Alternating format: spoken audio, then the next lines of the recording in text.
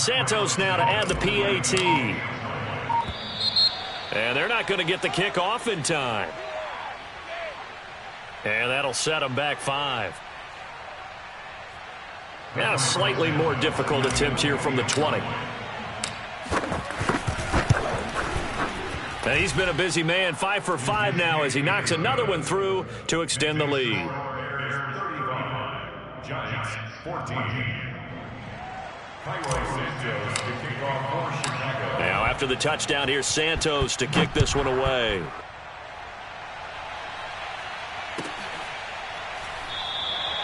And this will be a touchback, so they'll bring it out to the 25.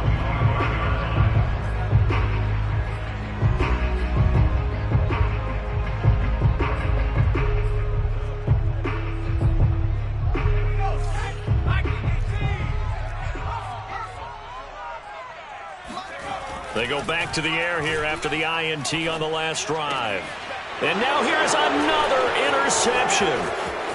Picked off near the 42. And he'll return it to the 24-yard line. That time defensively looked like they showed quite a bit of pressure but backed off, and it proved fruitful. They get the pick. He went through all of his rules about getting rid of the ball quickly because he read blitz. He saw all those people stacked at the line of scrimmage, and then they fooled him by dropping into coverage. Now he's ready to get rid of the ball fast, but guess what? Too many defenders out there. Exactly as you described, an interception. And he'll power ahead, but only for about 3 yards. Second down coming up. Well, that's a pretty good drive starter right there, and I don't know, partner, if you're even thinking about sitting on the ball right now. They may just want to run their regular offense. In plus territory, and as an offensive coordinator, you don't want your team to go into a shell, do you? No, you really don't, because as soon as you take your foot off the gas, it's real hard to put it back on and mash it, because once everyone's emotions come down, hard to start them up again. So I think he may want to keep them cranking high right here. And they've got it inside the 10 at the 8. At carries like that, that's how they're going to continue to salt this thing away here, Charles, in the fourth quarter. Yeah, how about that? A new set of downs. Clock continues to move. No better way to close out a game than to tap those mastodons you have up front and say, guys, keep pounding them. Let's keep the ball, keep their offense on the sidelines, and let's close this one out. They'll try and run for it on 1st and goal. Bulldozes past him. And he's going to pull his way down to about the 1-yard line. A good pickup there, 7 yards, and it's going to be 2nd and goal now.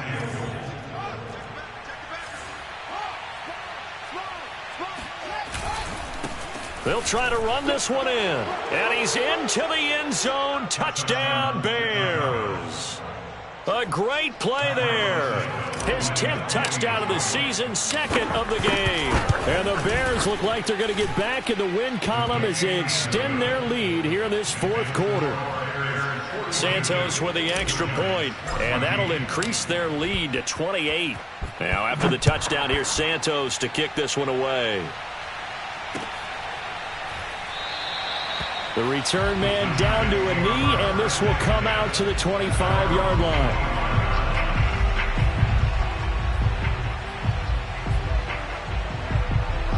The Giants offense at the line, ready to begin their next drive. And just looking ahead, it would appear that that bye week is coming at the right time. They'll have 2 weeks to chew on this one, though probably not one that they want to chew on. A poor performance from start to finish. Oh, he dropped it. And that's pretty indicative of the way this one's gone. Here's 2nd and 10. Throwing again. Malone. It's a short one here, complete to his tight end. And this will be a gain of 5 as he gets it to the 30. You got the big lead defensively. Willing to give him that underneath stuff, right? And this is why you work on your tackling. Tackle them after the catch, inbounds, keep the clock running. Just go ahead and bleed the game out that way. Back to throw.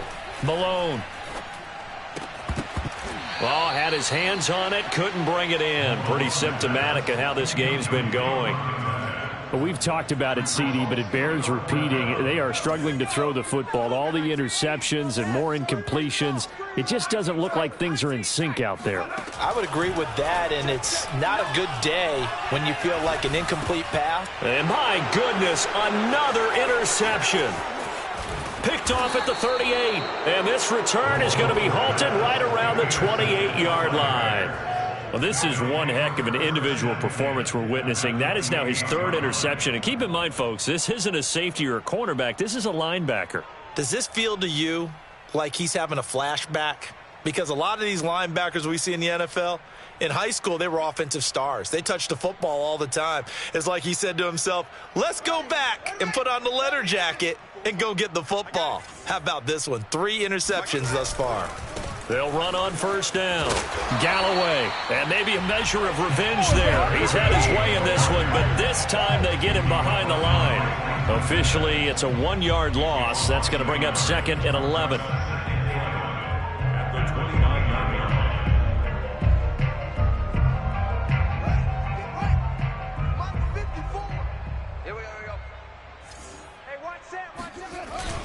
They'll keep it on the ground.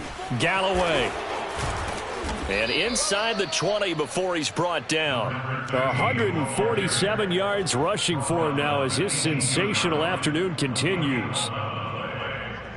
So from inside the 20, here's first and 10 at the 18. 35's the mic. Hey, pick your game up. They'll try and run some clock here as they keep it on the ground. And he'll get this one down to about the 17. The tackle made by Blake Martinez. That was a really nice play, able to stack that one up. When they get back in the huddle, he's got to tell his guys up front, great job. They kept people off of him, allowed him to run free and make the hit on the runner. Filled the gap nicely, kept him to just a 1-yard gain.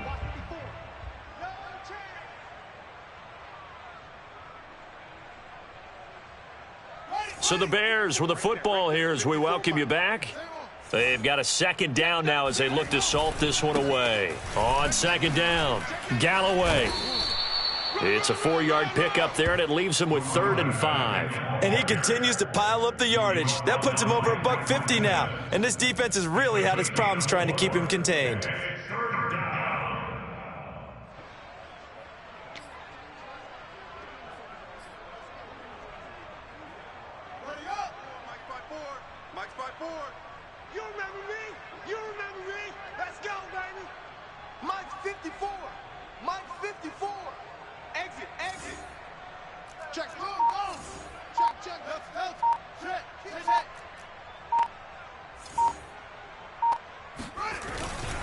On third down, Galloway. And he'll fight his way down right around the 12. Only a yard on the pickup there, and it's going to leave him with a 4th down. Defensively, we always know that he is tough in run support, and I think the way that he gets there is he understands what an offense is going to do before the ball's even snapped. A great job of scouting prior to the game, then reading, reacting, and taking the right path to the ball carrier. Well, he was a spectator for much of this game. This is his first field goal opportunity of the entire contest, but he's able to connect. Yeah, he had a pretty good seat to this one, didn't he? But let's face it, all kickers that you and I know, they want to contribute. They want their opportunity, and he seized his. And a decent return out to the 27-yard line.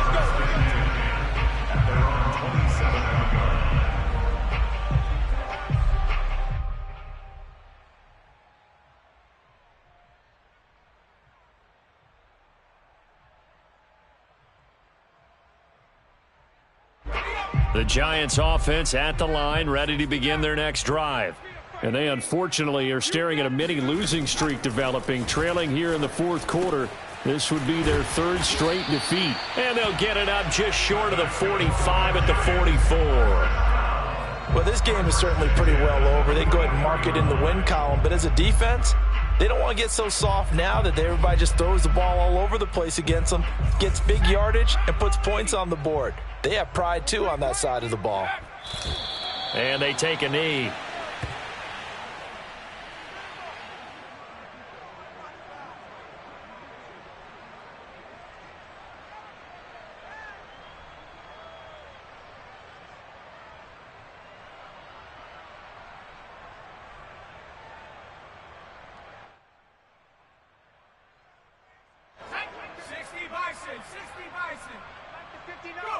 And they'll indeed take a knee.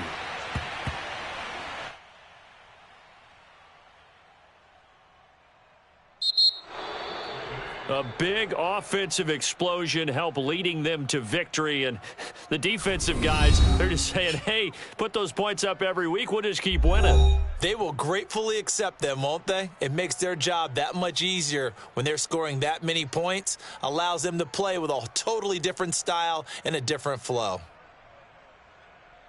So for Chicago, their good start continues as they get their record up to 4-2. And they will head home next week to take on the Minnesota Vikings. Meanwhile, for the Giants, they can't quite seem to turn things around as they fall into 2-4 now on the year. And now they'll head to the bye week as they'll be back in action in Week 8.